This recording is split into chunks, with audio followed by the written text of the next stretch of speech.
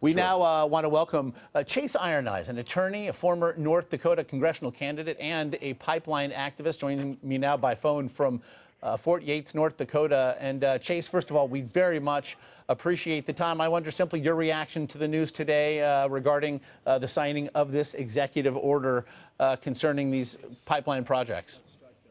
Yes, thank you so much for having me. It's clear that Donald Trump is going to represent some of the corporate interests that are seeking to privatize and further stratify the economic injustice that is happening right now on the ground in the state of North Dakota, in the most significant struggle we feel since the civil rights era, since the armed Wounded Knee occupation, since the Occupy movement. But now he's signaling that he's willing to take it to the next level, and it's something I think that we on the ground anticipated, but it's going to become a stark and harsh reality. But we are prepared for the fight because we feel that, you know, this is the time where Americans need to stand up for clean water. We need to stand up for our right to determine our own destiny, really to uphold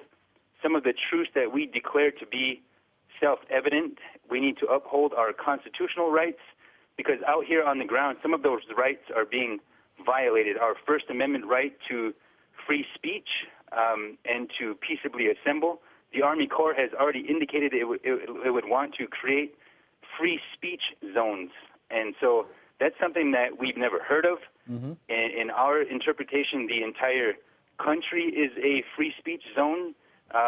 We have the most militarized roadblock that we've ever seen in North Dakota history. We have illegal searches, seizures, and a militarized surveillance state happening right now in the heartland of America. So Standing Rock is going to become a focal point for all of these struggles. Chase, I'm sorry, just because time is short, very quickly, beyond the environmental impact, concerning the water supply under which the pipeline would run and the carbon emissions that might result from the building of the pipeline, the completion of it, rather, the cultural significance for you, for those who perhaps are not aware of the land currently slated to be used as what? Well, it's unceded treaty territory. There are unsettled land claims there. Aside from it being the source of sacred sites, sites that are revered by a modern living people, those are definitely concerns.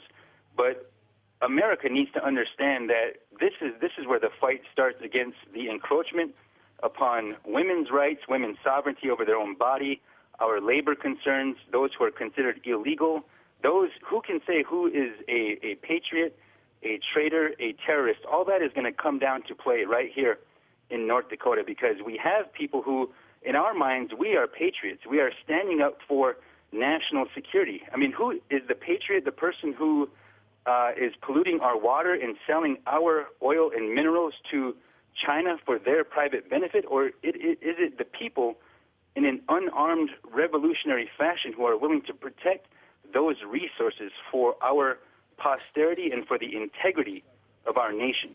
Certainly. Those questions are going to be answered here at Standing Rock in the next few days. And they certainly shall. And again, Chase Iron Eyes, we very much appreciate your time with us today and hope that you'll return over these next few days to discuss all.